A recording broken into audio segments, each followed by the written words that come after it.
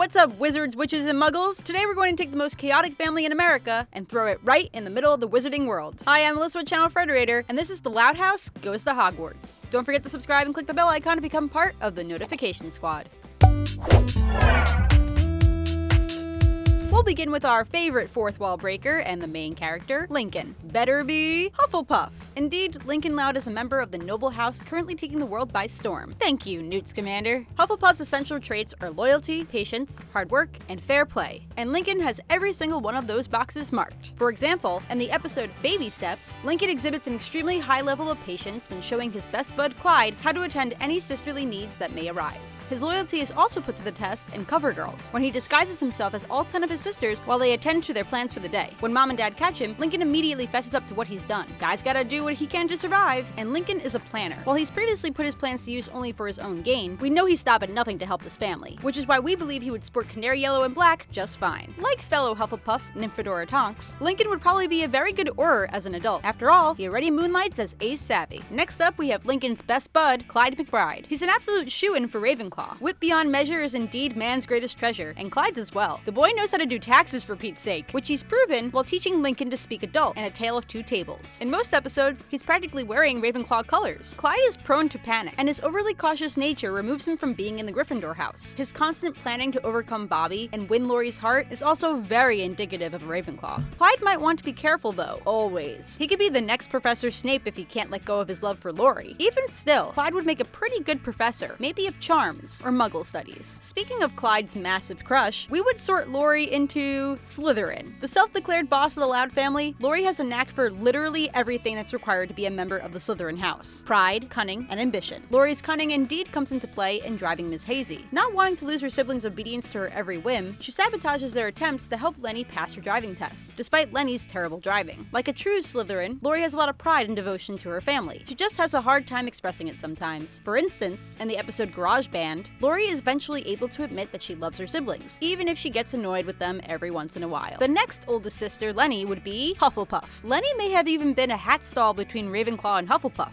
Yes, Ravenclaw. After all, the girl would probably have a knack for spotting nargles like Luna Lovegood, and probably act a little bit loony like Lovegood too. Ultimately, Hufflepuff would win over Ravenclaw since we're pretty sure it's a requirement to be able to walk and chew bubblegum at the same time. After leaving Hogwarts, Lenny might get involved with Muggle relations to improve the overall fashion sense in the wizarding world, or even to discover the exact function of a rubber duck. The loudest loud would be Gryffindor. It takes a lot of nerve and bravery to pursue your dreams, and Luna does this on the days when she performs with her band. In the episode For Bros About to Rock, Luna shows Lincoln and Clyde the best way to have a good time at a concert, with a little rule breaking to make it up to the front. It turns out we also know some Gryffindors who have trouble following the rules. I'm looking at you, Harry, Ron, and Hermione. Either way, Luna's determination to make it big one day and keep on rocking makes her a perfect fit for Gryffindor house. Who knows? Maybe the Weird Sisters wouldn't mind picking her up as a bandmate. The silliest loud of them all, Luann, would be sorted into Ravenclaw. Luann's interpretation of wit beyond measure would probably be a little bit different than Rowena Ravenclaw's, but that's just what makes her one with the crow. In fact, it takes a lot of intelligence to think up clever puns and come up with new jokes to pull. While Luann is typically one of the sweeter siblings, she can have a little bit of a dark side when it comes to April Fool's Day. Her cruel pranks in the episode Fool Me Twice are clear evidence of her ruthless nature. We're not sure if anybody can be a Death Eater for just a day, but if anyone could be, it would probably be Luann. For Lynn Loud, here's a sorting that will guarantee her house the Quidditch Cup for all 7 years of attendance at Hogwarts. She's a Gryffindor. Lynn is of course brave and tenacious, having what it takes to conquer just about any sport she tries. But those aren't the only Gryffindor-worthy traits Lynn has to offer. Lynn can be compared to another character from a huge family in the wizarding world. Ginny, anything's possible if you got enough nerve, Weasley. Lynn and Ginny share the similar kick butt and take names attitude, with a little streak of naivety. Lynn would probably follow the same path to Ginny, maybe even opening the Chamber of Secrets because Voldemort dared her to, eventually becoming a professional Quidditch player. Of course, we already have a Loud who's magically inclined, Lucy. Slytherin just may be the house for her, what with a common room in the dungeons and the Bloody Baron for a house ghost. Although her grandmother's spellbook didn't appear to work and spell it out, Lucy has previously communicated with ghosts and shown other magical tendencies, like in the episode Garage Band. Maybe she just needs the guiding hand of a professor like Slughorn to develop into the witch she's meant to be. Under the correct guidance, Lucy would likely make an excellent Unspeakable in the Department of Mysteries. Remember, Unspeakables cannot speak about their work, but we think she'd probably be inclined to work work in the Death Chamber, which was featured in that heartbreaking scene in Harry Potter and the Order of the Phoenix. Serious Black fans? You know what I mean. The tomboy of the twins, Lana Loud, would certainly be a Hufflepuff. We find it hard to believe such a sweet kid would end up in any other house. After all, she's always trying to fix things and get her hands dirty. Professor Sprout in herbology would make a perfect mentor for her. Lana's obviously passionate about working hard. I mean, she repairs Venzilla and plumbing around the house for fun. It wouldn't be surprised at all if her love of plumbing carried over into the wizarding world. After all, someone needs to repair the toilets leading to the Ministry of Magic whenever they go haywire. Sounds like a job for Lana and Big Bertha. Otherwise, Lana is a good candidate to discover the basilisk passing through the pipes after the Chamber of Secrets is opened. Lana might even be up to the very messy task of dragon keeping. Ladies and gentlemen, introducing our final Slytherin of the Loud family, Lola Loud. Although we know Lola can be just as compassionate as the rest of her family, episodes like A Tattler's Tale give us a good look at her harsh attitude. She manipulates all of her siblings into doing her bidding by threatening to divulge their deepest, darkest secrets. When Lincoln goes looking for information to use against her, it's obvious that most of her other contestants fear her wrath. This level of cunning and ambition can only be attributed to a member of Slytherin House. Could such an adorable character eventually become a Death Eater? I guess we'll have to wait and see. But following Voldemort could very well be in her future if she continues to alienate everyone around her. The one and only kid genius Lisa Loud is a true blue Ravenclaw. There's no arguing Lisa's intelligence may even rival Rowena Ravenclaw herself. Solving the common room riddles would be like child's play to her. Shoot, even at age 4, she may have already obtained 7 newts like Hermione Granger. Lisa likely specializes in potions, and you may also be able to call her the Half-Blood Princess by the time her stint at Hogwarts is up. Aside from bettering the potions of the wizarding world, she might take a hand at creating spells, even teaching them as perhaps the youngest professor in Hogwarts history. Who knows? The world is Lisa's oyster. Maybe the position of headmaster at Hogwarts is even in her future. I could totally see her shadowing Professor McGonagall. Either way, she loves learning so much, I doubt she'd ever stray too far from the school. Little Lily Loud is a bit too young to be sorted just yet, but based on her willingness to fight crime as the Deuce in Pulp Friction by tossing dirty diapers on the bad guys, Gryffindor may be an early favorite for her. After all, it takes a lot of nerve to fight baddies when you're not even 2 years old. She's not allowed, but what about Lincoln's love interest and star of the upcoming spin-off Los Casagrandes? Ronnie Ann better be Slytherin. Ronnie Ann's the toughest girl in school and would do just about anything to protect that reputation, and that kind of ambition makes her a perfect fit for the Snake House. The episode Shell Shock clearly highlights both her wrath and compassion. Then there's the fact that a Hufflepuff and Slytherin relationship is just one of the best things ever. Ronnie Ann, like any other Slytherin, has a compassionate side she exhibits towards those she cares for, Lincoln included. I'm Alyssa with Channel Frederator, and thanks for watching The Loud House Goes to Hogwarts. Would you have sorted anyone differently? What show should we do next? Comment below and let us know. Don't forget to click the bell icon to become part of our notification squad if you haven't already, and if you want to see more videos just like this one, consider supporting our Patreon, where we post sneak peeks at new pilots, behind-the-scenes footage, extended creator interviews, and more. And remember, Frederator loves you.